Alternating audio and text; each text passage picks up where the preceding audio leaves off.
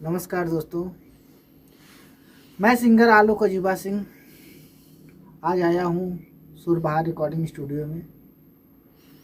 बहुत प्यारा सॉन्ग है मेरा, रिकॉर्ड हुआ है, आप लोगों के बीच में बहुत जल्द आएगा।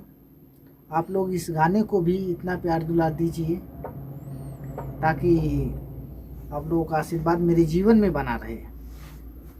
और हमारे म्यूजिक डायरेक्टर शशि भैया जो मेरे गाने का म्यूजिक भी बनाया और रिकॉर्ड भी किए हैं यही, और बहुत अच्छा।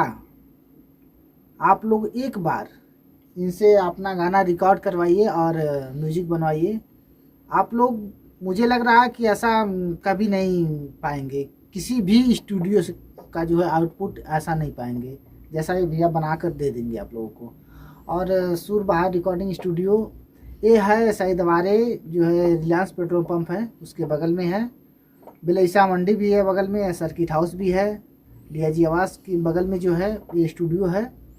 आप लोग एक बार आइए और अपना गाना गाइए और आउटपुट और अपना जो है खुद अपने काम को देखिए कैसा, कितना सुनहरा, कितना प्यारा काम होता है यहाँ।